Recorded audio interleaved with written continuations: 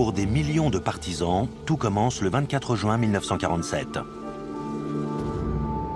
Un homme d'affaires et pilote vole dans son avion privé près du mont Rainier, dans l'État de Washington. Soudain, il voit un groupe de 9 objets volant à une vitesse incroyable. Ils étaient très réfléchissants. Ils volaient à une vitesse supersonique, en formation, et ils avaient de brusques changements de trajectoire. Cette vitesse était hors d'atteinte à l'époque. C'était avant les réacteurs et les avions supersoniques. Étant un pilote chevronné, il a effectué plusieurs manœuvres pour s'assurer que sa vision était bien réelle, qu'il ne s'agissait pas d'un effet atmosphérique. Il a changé l'inclinaison du nez de son appareil, son angle de vol. Il s'est même positionné de façon à voir ces objets sur le fond blanc de la neige. Et ils étaient d'une couleur sombre. Avant qu'Arnold ne puisse se rapprocher, les objets ont disparu. C'était un fait sans précédent dans les temps modernes. Personne n'avait jamais vu une telle chose. Dans les jours qui suivent, des journalistes déforment les propos d'Arnold, alors qu'il essaie de trouver une explication à cet incident. Il a dit qu'il se déplaçait comme des soucoupes qui ricocheraient sur l'eau. Le journaliste a mal noté les propos et a dit qu'il ressemblait à des soucoupes volantes. Le terme « soucoupe volante » est né. Et l'observation d'Arnold initie le phénomène moderne des ovnis. Des semaines plus tard, durant l'été 1947, probablement le plus célèbre incident parlant d'un objet volant non identifié est signalé près de Roswell, dans le Nouveau-Mexique. Roswell est devenu la tête d'affiche du phénomène des ovnis, car il y a tous les ingrédients nécessaires. Une soucoupe qui s'écrase et aussi les corps des passagers. Une dissimulation du gouvernement. Il y a eu de la désinformation de la part des autorités. Le rapport original de l'armée de l'air à l'époque disait qu'il s'agissait d'une soucoupe volante d'origine extraterrestre. Très rapidement ensuite, il a été démenti et la version officielle a dit qu'il s'agissait en fait d'un ballon-sonde qui s'était écrasé, qu'il n'y avait aucun occupant et qu'il n'y avait rien d'extraterrestre dans cet incident. D'autres témoins prétendent avoir vu de réels débris du vaisseau accidenté, des matériaux qui seraient inconnus de la science. L'observation d'Arnold et l'incident de Roswell ne sont jamais confirmés officiellement et restent tous deux très controversés. Chaque année, il y a en moyenne des milliers d'observations signalées, surtout dans le ciel, d'objets qui sont considérés de nature extraterrestre, de prétendus ovnis. Le NI est important, bien sûr. Il veut dire non identifié. Personnellement, j'ai vu une lumière brillante surgir à l'horizon et filer dans les nuages. Au sens strict du terme, c'était un ovni. Il y a un grand fossé entre un ovni et un vaisseau spatial extraterrestre. Des scientifiques affirment que la plupart des ovnis ont soit une origine terrestre, satellite, ballon et avion, soit une origine cosmique, météorite, comète, voire Vénus, une planète particulièrement brillante. Mais quand une observation d'OVNI n'a aucune explication plausible, pourrait-il s'agir d'un vaisseau extraterrestre? Et si oui, quel genre de technologie expliquerait les comportements décrits par les témoins? Comment serait conçu un tel vaisseau? Et quels problèmes devrait-il surmonter? Les comportements des ovnis décrits par certains rapports dépassent nos connaissances actuelles en physique. Vitesse vertigineuse, accélération extrême, brusque changement de direction, des choses impossibles à faire pour nous sans causer des blessures mortelles aux pilotes ou la destruction du vaisseau. Des témoignages d'accélération hyper rapide, de virage à la vitesse de l'éclair et d'arrêt brusque semblent violer des lois connues de la physique. Les extraterrestres auraient-ils trouvé un moyen de contourner ces lois? Nous devons considérer ici le principe d'inertie. Ce principe, tout d'abord énoncé par Isaac Newton, dit que tout objet immobile ou en mouvement rectiligne uniforme garde son état tant qu'il est soumis à des forces qui se compensent. Alors, pour générer ce genre de changement d'inertie impensable, il faudrait soumettre un objet à une force colossale. Suivant cette logique, un pilote de chasse avoisinant la vitesse de la lumière et essayant de virer à 90 degrés à cette même vitesse encaisserait une force équivalente à 300 G. Le maximum qu'un pilote humain vêtu d'une combinaison pressurisée peut encaisser sans s'évanouir est de 10 G environ. Si sa physiologie était vaguement semblable à celle des humains, un pilote extraterrestre encaissant 300 G périrait sur le champ. Ses organes internes continueraient d'avancer et s'écraseraient sur son squelette. S'ils étaient nos semblables, ils s'injecteraient sans doute un fluide à effet corporel interne afin de régler le problème des organes se déplaçant dans le corps. Et cela pour éviter, tout en étant bien sanglés et bien protégés, toute blessure interne durant les phases d'accélération et de décélération. Pour annuler réellement les effets de l'inertie sur le vaisseau, les pilotes devraient avoir recours à une technologie inaccessible à notre science moderne. Afin d'annuler les effets d'un virage à 300 G et de ne pas être broyé par la force intense, il faudrait disposer d'une sorte de technologie ou d'appareil capable d'annuler les effets de l'inertie. Cet appareil devrait manipuler la gravité, recourir à une sorte de champ de force pour compenser les forces gravitationnelles qui régissent l'univers tout entier. Cet appareil, on pourrait l'activer et le désactiver manuellement, ou il s'activerait et se désactiverait automatiquement. C'est une technologie très avancée qui n'est pas envisageable pour nous. Mais si la science ne peut pas encore expliquer comment ces vaisseaux surmonteraient le problème mortel de l'inertie, peut-elle nous aider à expliquer leur forme? Surtout la plus célèbre de toutes, la soucoupe volante. À la fin des années 1950, l'armée de l'air américaine teste l'Avrocar. Mais ce prototype a d'énormes problèmes de stabilité. Son aérodynamique offre peu d'avantages. Et il prouve qu'un vaisseau en forme de soucoupe ne peut pas atteindre de grandes vitesses dans l'atmosphère de la Terre. L'aile Delta est de très loin une bien meilleure candidate. Un fait bien connu des concepteurs d'avions de chasse modernes.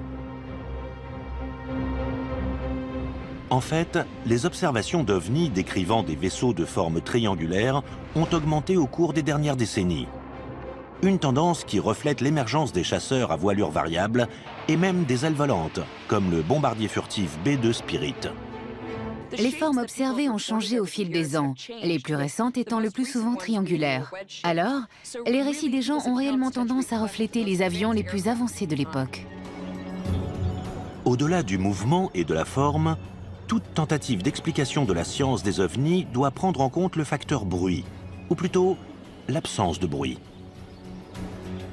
Les rapports sur les ovnis prétendent constamment qu'ils se déplacent sans faire le moindre bruit.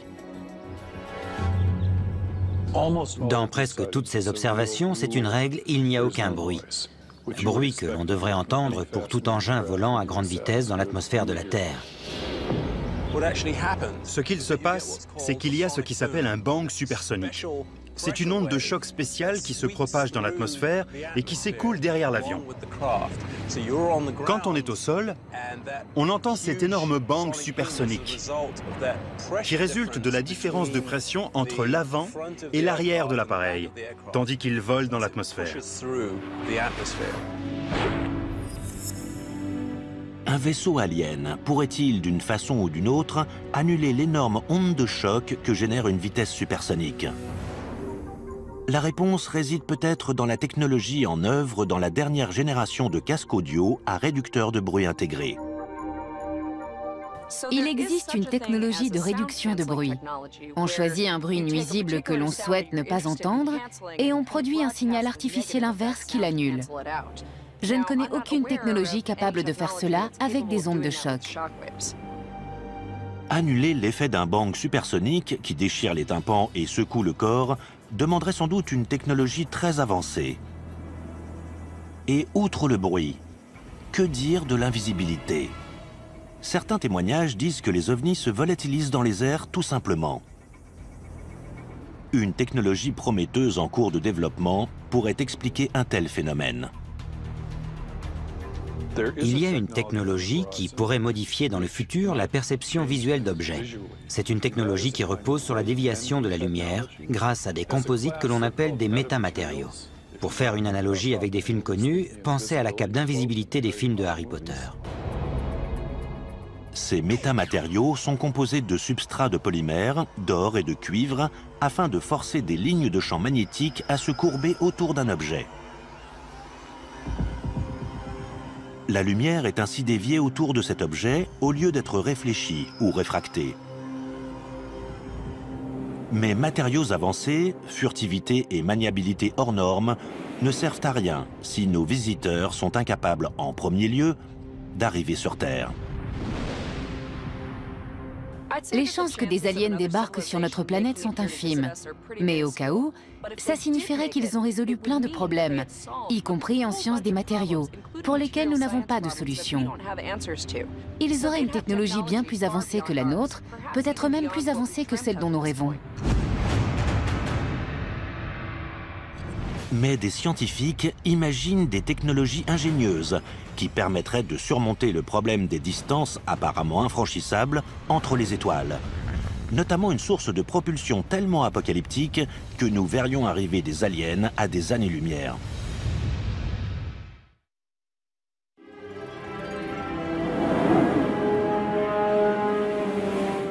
Depuis des décennies, d'innombrables observations d'OVNI sont signalées dans les villes et les pays du monde entier. Mais ces observations ne proviennent pas toutes de la surface de la planète. Le 19 juillet 2009, les spectateurs d'une vidéo de la NASA, envoyée par la navette spatiale Endeavour, signalent un objet en forme de disque qui flotte au-dessus du bras mécanique de la navette. Des observations d'OVNI comme celle-ci se sont soi-disant produites dans l'espace à travers l'histoire de la conquête spatiale. S'agit-il d'un phénomène cosmique inconnu? Ou cela suggère-t-il la possibilité que d'immenses vaisseaux spatiaux extraterrestres croisent dans la Voie lactée? Le voyage à travers les étoiles, c'est un des fondements de la science-fiction, non? On le voit dans les séries télévisées, dans les films, mais pourrions-nous le faire? Ou des aliens pourraient-ils le faire? Les distances entre les étoiles sont vraiment gigantesques.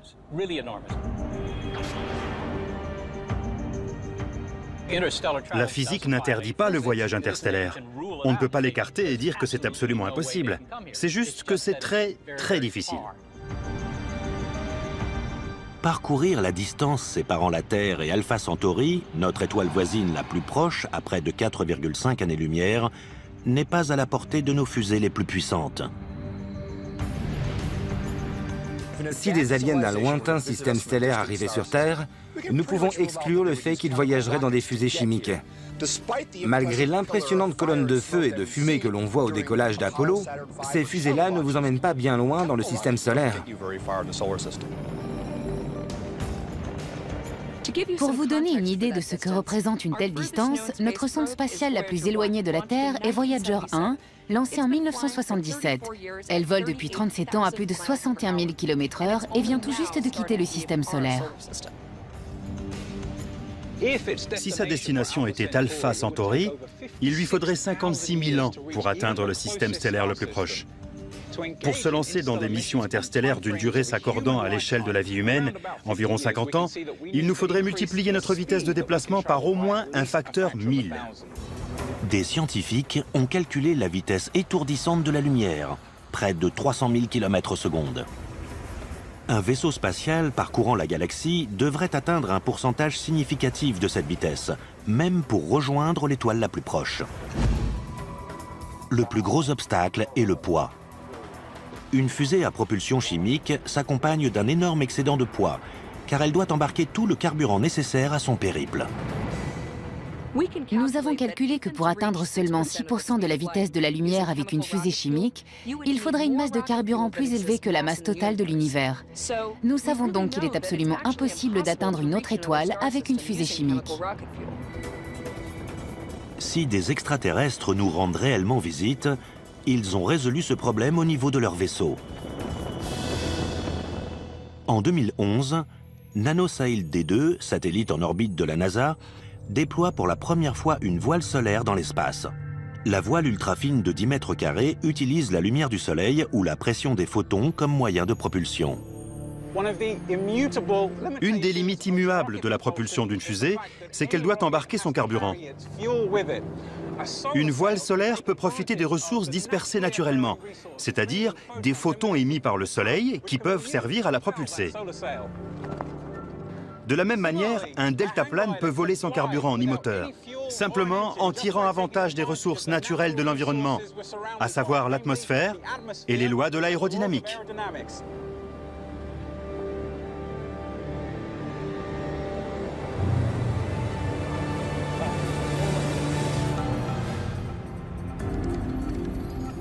Pour atteindre des vitesses suffisantes permettant de remorquer un vaisseau abritant des formes de vie, la voile devrait être immense, des centaines de kilomètres de diamètre.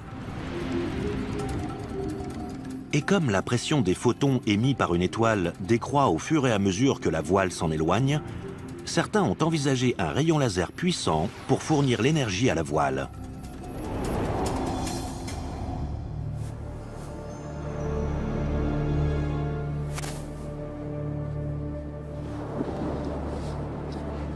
Hélas, ce deltaplane, comme tous les deltaplanes, doit à un moment ou un autre se poser. Mais une voile solaire, propulsée par l'énergie d'un rayon laser, pourrait certainement voyager dans les étoiles. Vitesse maximale d'une voile solaire, environ 10% de la vitesse de la lumière. Durée du voyage de la Terre à Alpha Centauri au moyen de photons générés par laser, environ 45 ans. Actuellement, la NASA et d'autres agences spatiales prévoient de lancer davantage de voiles solaires. Mais il existe d'autres moyens de propulsion plus puissants dans l'univers. Dans les années 60, une méthode de propulsion a été étudiée. Un vaisseau larguerait des charges explosives par l'arrière, et le souffle des explosions le ferait avancer. Le prototype s'appelait le projet Orion, et une série d'expériences avec des charges conventionnelles a été effectuée pour montrer que ça fonctionnerait. Le projet Orion, toutefois, était censé utiliser des charges nucléaires. Afin de simuler un système de propulsion du style Orion, Paul et Jim préparent une démonstration.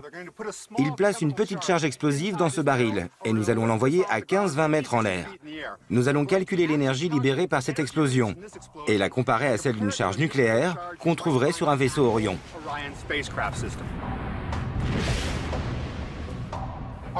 Notre simulation de vaisseau spatial Orion est prête.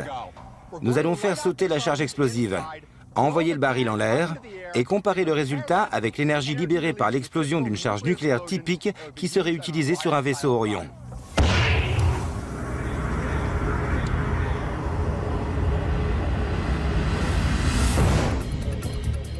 Le vaisseau spatial Orion, étudié à Los Alamos à la fin des années 1950, propose la fission nucléaire comme moyen de propulsion. La fission se produit lorsque le noyau d'un atome se divise en plusieurs nucléides, ce qui se traduit par l'émission de neutrons et le dégagement d'une énorme quantité d'énergie sous forme de rayons gamma.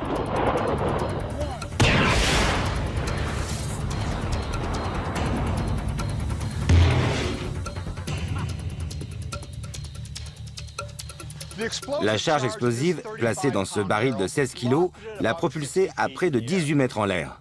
Une petite charge nucléaire semblable à celle d'Hiroshima libérerait environ 27 millions de fois plus d'énergie. C'est clairement un moyen de propulsion pratique pour les voyages interplanétaires, voire interstellaires. À cause des énormes explosions que produirait une propulsion Orion, l'arrière du vaisseau spatial devrait être muni d'une épaisse plaque de métal qui absorberait la poussée des explosions et d'absorbeurs de choc pour éviter à l'équipage d'être secoué à chaque explosion. Vitesse maximale d'un vaisseau spatial propulsé par fission nucléaire, environ 5% de la vitesse de la lumière. Durée du voyage entre la Terre et Alpha Centauri, environ 90 ans. Malgré sa puissante source de propulsion, le vaisseau à fission est finalement plus lent que la voile solaire. Accélérer cette vitesse implique de se tourner vers une autre réaction nucléaire, plus intense. La fission nucléaire est bien connue et bien maîtrisée. Nous l'avons utilisée pendant longtemps pour produire de l'énergie. Mais il y a une autre source d'énergie, la fusion nucléaire.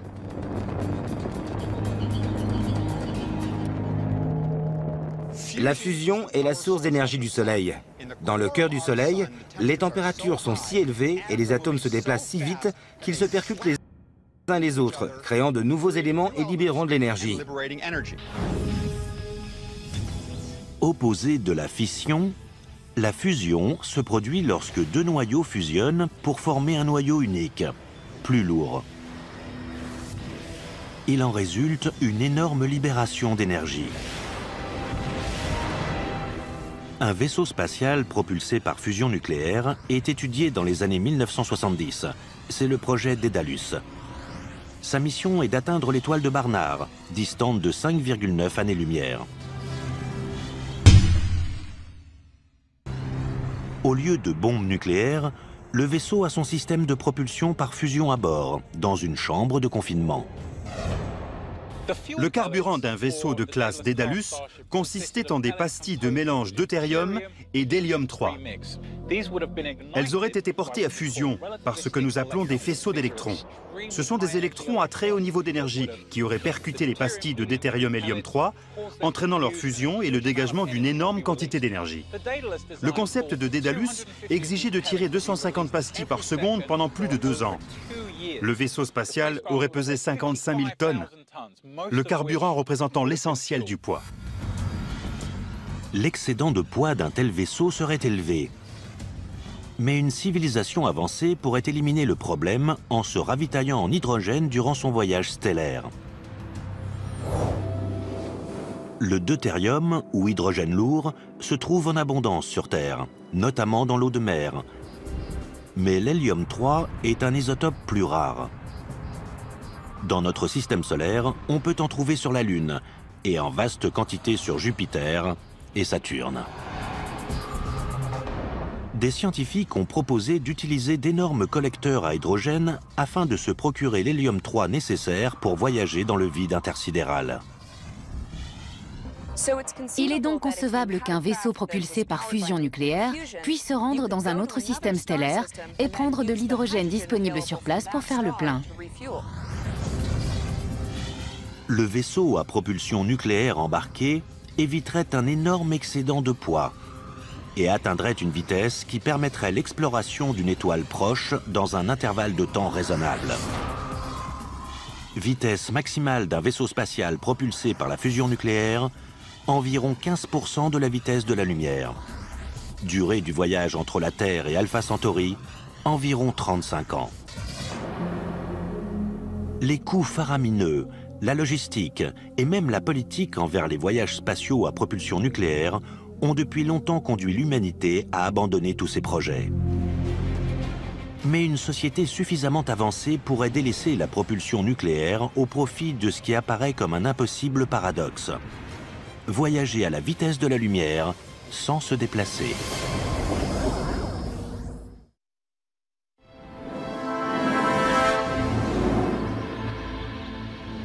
Les ovnis peuvent-ils atteindre les vitesses vertigineuses requises pour les voyages interstellaires? Une réponse potentielle était peut-être enfouie à 9 mètres sous terre, au cœur de l'Amérique. Au Tevatron, accélérateur de particules du Fermilab, aux abords de Chicago, dans l'Illinois. Filant presque à la vitesse de la lumière, des protons et des antiprotons étaient envoyés dans des directions opposées. Ils se heurtaient dans des collisions libérant d'énormes quantités d'énergie. L'impact produisait un rayonnement gamma, la plus puissante source d'énergie connue dans l'univers et la clé potentielle du voyage interstellaire.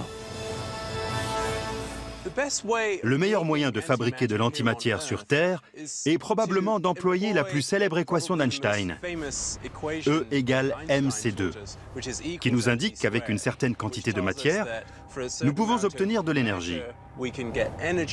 C'est une grande idée, car elle est d'une efficacité incroyable. En gros, on prend toute la masse de ces particules et on la convertit en énergie. Mais comment l'antimatière peut-elle exister dans l'univers si elle doit être fabriquée artificiellement? C'est ce que nous demande Stephen H. de Philadelphie dans Questions sur l'univers. L'antimatière existe-t-elle? Et comment faire pour en obtenir? Stéphane, l'antimatière existe réellement. Et quand elle entre en contact avec la matière normale, ça produit une explosion et une émission de radiation magnétique. Nous pouvons produire de faibles quantités d'antimatière en laboratoire, ou nous pouvons aussi en collecter dans l'espace. Certains rayons cosmiques qui sont chargés, des particules à haut niveau d'énergie venant de l'espace, sont en fait de l'antimatière. Actuellement, les accélérateurs de particules constituent le seul moyen pratique de produire de l'antimatière. Ils en produisent de très faibles quantités. Si nous pouvions trouver un moyen de produire et stocker assez d'antimatière, nous aurions un carburant qui peut être stocké et qui, mélangé à de la matière ordinaire, libérerait une énorme quantité d'énergie à une cadence bien plus élevée que la fission ou la fusion. Comme nous savons que l'antimatière existe, et comme nous savons qu'elle peut être produite et stockée, il est concevable qu'une civilisation avancée puisse produire assez d'antimatière et maîtriser son pouvoir pour créer une fusée propulsée à l'antimatière. Un vaisseau propulsé par antimatière atteindrait des vitesses incroyables, juste en deçà de la vitesse de la lumière, rivalisant presque avec le rayonnement d'une étoile à travers la galaxie. Durée du voyage entre la Terre et Alpha Centauri, distante de 4,5 années-lumière, environ 5 ans. Sur le plan humain, produire assez de particules d'antimatière pour propulser un tel vaisseau spatial aurait un coût astronomique. Il serait peut-être abordable pour des aliens, mais le prix à payer pour ce vaisseau serait effroyable. Les rayons gamma générés par la propulsion à antimatière sont extrêmement dangereux. Ils pourraient détruire la structure cellulaire de tout être vivant à bord.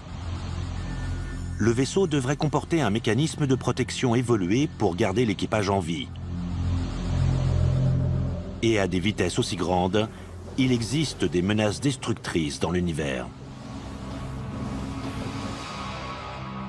L'espace est plutôt vide, mais si on se déplaçait à une vitesse approchant celle de la lumière, il faudrait un genre de bouclier de protection très efficace pour se protéger des particules de poussière qui risqueraient d'anéantir un vaisseau allant aussi vite. Mais si les débris de l'espace sont aussi dangereux, pourquoi ne pas les éviter complètement? La solution devrait être familière aux fans de Star Trek, à savoir un vaisseau spatial atteignant la vitesse de la lumière sans même se déplacer. En fait, il faudrait créer ce que l'on appelle une bulle de distorsion. Le nom sort tout droit de la science-fiction. Cela impliquerait de contracter une zone d'espace-temps devant le vaisseau et d'allonger une zone d'espace-temps derrière le vaisseau pendant que le vaisseau resterait immobile à l'intérieur de cette bulle. Cela reviendrait à surfer sur une vague d'espace-temps. Une propulsion par distorsion s'apparente à de la pure science-fiction. Mais en 1994, un jeune physicien très respecté, nommé Miguel Alcubierre, publie un travail sérieux sur la façon de voyager dans une distorsion contrôlable de l'espace.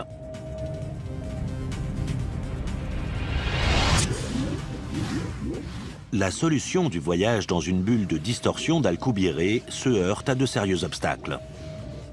Le plus gros s'appelle l'énergie sombre, un phénomène cosmique reconnu en 2011 lorsque 3 scientifiques remportent le prix Nobel pour avoir prouvé son existence. L'explication la plus simple proposée pour le phénomène de l'énergie sombre, c'est que l'univers a la propriété intrinsèque d'être en expansion. Nous pouvons le constater en regardant des parties de l'univers qui s'éloignent et voir que l'énergie sombre est responsable de l'accélération de cette expansion.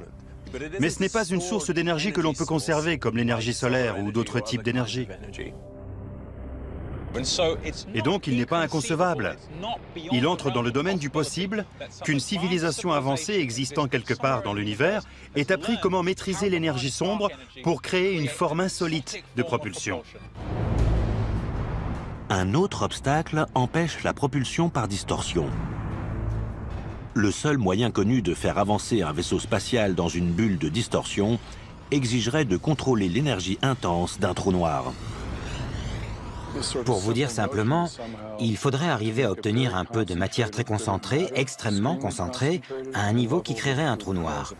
Si on peut générer un trou noir à petite échelle, pour ainsi dire, on pourrait le placer devant le vaisseau et utiliser la distorsion qu'il produirait pour, en quelque sorte, tracter le vaisseau. Et à quelle vitesse exactement la distorsion propulserait-elle un vaisseau extraterrestre? Le travail d'Alcubierre implique clairement qu'il serait possible, si on arrive à concevoir cette propulsion à distorsion, d'atteindre la vitesse de la lumière, voire plusieurs fois la vitesse de la lumière.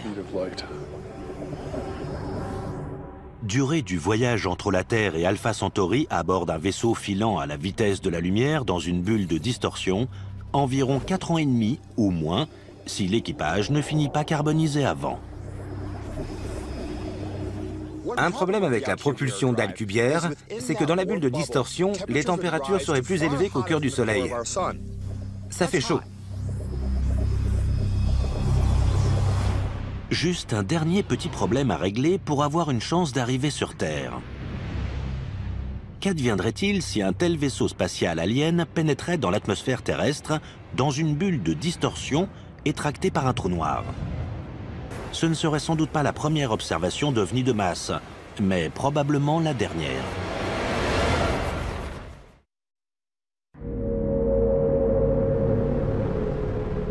« 13 mars 1997.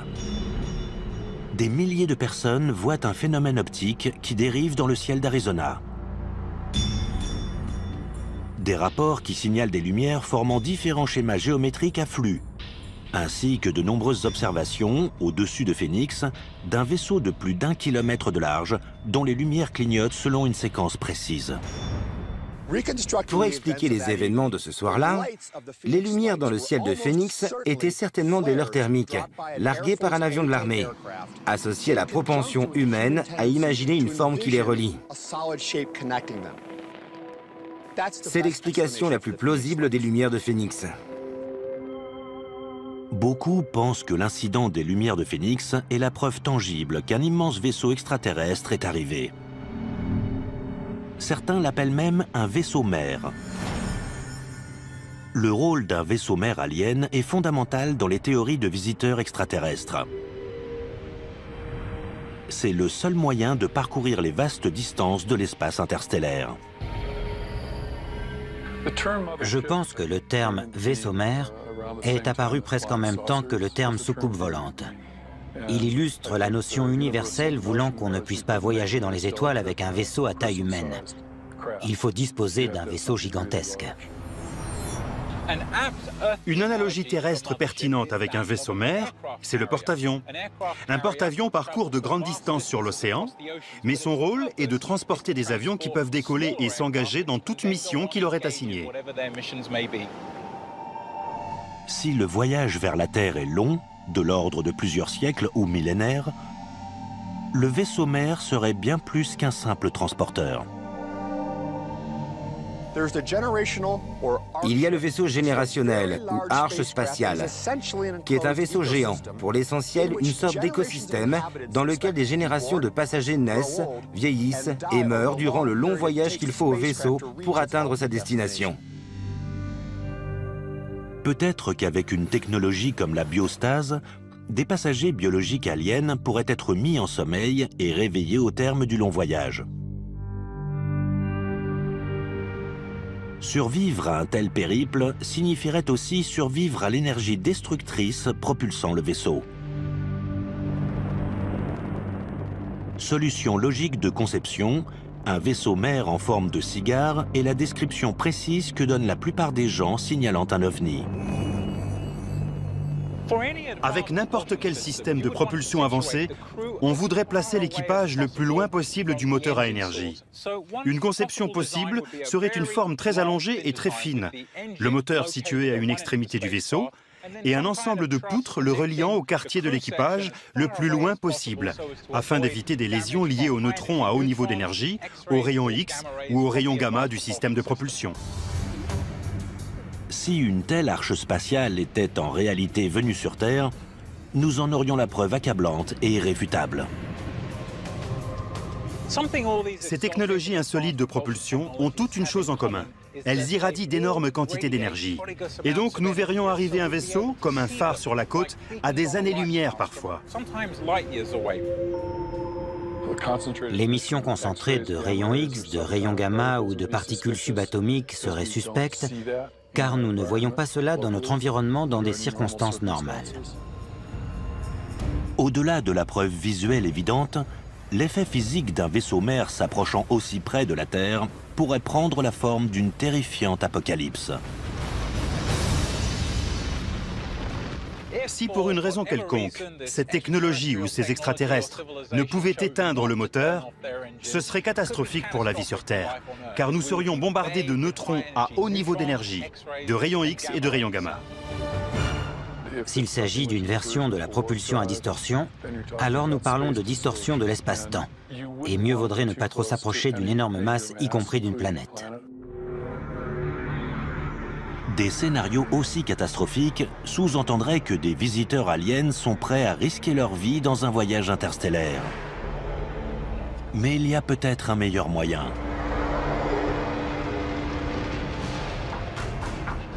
Ils pourraient rester chez eux et explorer l'espace à l'aide de machines pensantes.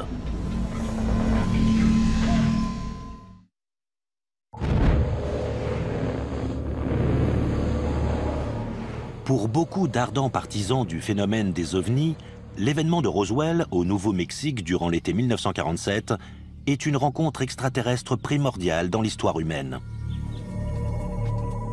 Dans la culture populaire, le détail qui demeure du prétendu crash provient de la description des corps extraterrestres retrouvés sur les lieux. Lors des décennies qui suivent, cette vision de l'alien, le petit gris, devient le standard reconnu de la science-fiction et des signalements récurrents de rencontres avec des aliens. La tête démesurée explique peut-être un trait attendu de la biologie alien, une intelligence supérieure. Le crâne plus grand renfermerait un cerveau plus gros et plus évolué que le nôtre. Maîtriser les énormes épreuves du voyage interstellaire demande certainement une intelligence supérieure. Mais cela exige-t-il autre chose que n'ont pas les organismes biologiques ? Un domaine où la science-fiction fait peut-être une grosse erreur, c'est d'imaginer que les aliens sont biologiques, qu'ils sont des êtres vivants. Je pense que les possibilités concernant les types d'organismes qui pourraient voyager dans les étoiles sont très ouvertes. Une possibilité, qui apparaît parfois en science-fiction, est celle de machines intelligentes. Selon une récente équation appelée la loi de Moore, le nombre de transistors dans un microprocesseur double tous les 18 mois, ce qui signifie que les ordinateurs sont 2 fois plus rapides. Cette tendance dure depuis plus d'un demi-siècle et devrait se poursuivre jusqu'en 2020 ou au-delà. L'explosion exponentielle de la vitesse d'exécution des ordinateurs ouvre la porte à un cliché de la science-fiction, l'intelligence artificielle. Alors si on invente une machine qui pense, 100 ans plus tard, cette machine n'est pas seulement plus intelligente que vous, elle est plus intelligente que tous les humains ayant vécu. Voilà la différence entre l'intelligence artificielle et l'intelligence naturelle. L'intelligence artificielle peut évoluer bien plus vite.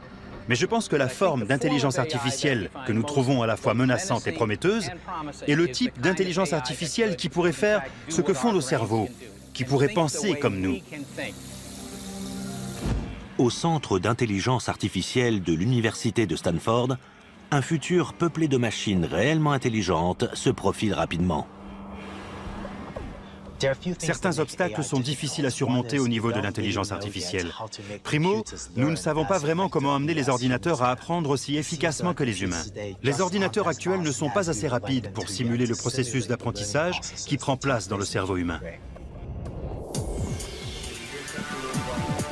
Pour illustrer le premier stade de l'intelligence artificielle, des étudiants de Stanford ont conçu un robot combattant, robot qui essaie d'apprendre au fur et à mesure des combats. Maintenant, il essaie de se défendre par lui-même.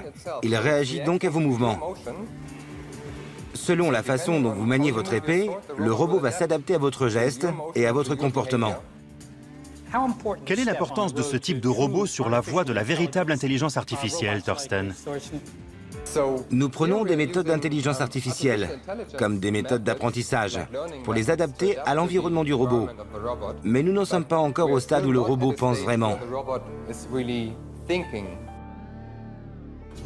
Les ordinateurs actuels sont bien moins intelligents que la plupart des humains. Mais dans le futur, je pense que les ordinateurs pourraient finalement égaler, voire surpasser l'intelligence humaine. Et si c'est le cas, imaginons que nous ayons tous un ordinateur dans notre portefeuille ou dans notre portable. À quel point cela changerait-il la civilisation? Et quelles choses fabuleuses pourrions-nous alors faire? En l'état actuel des choses sur Terre, le robot qui se défend tout seul est une analogie grossière avec le type de machine intelligente capable de piloter un vaisseau dans l'espace. Les immenses obstacles du voyage spatial, notamment l'échelle de temps et les dangers cosmiques, donnent cependant à penser qu'une génération de machines intelligentes établira le premier contact.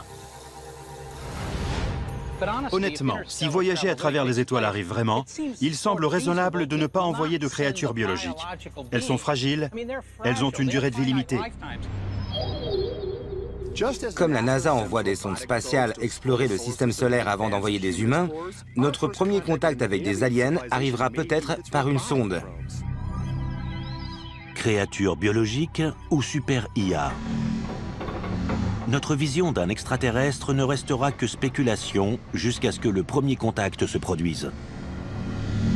Mais combien de temps allons-nous attendre? Et malgré l'existence de preuves tangibles, quelle est la probabilité de l'existence d'une autre civilisation intelligente? Certains pensent qu'il y a de grandes chances que l'univers bourdonne de vie.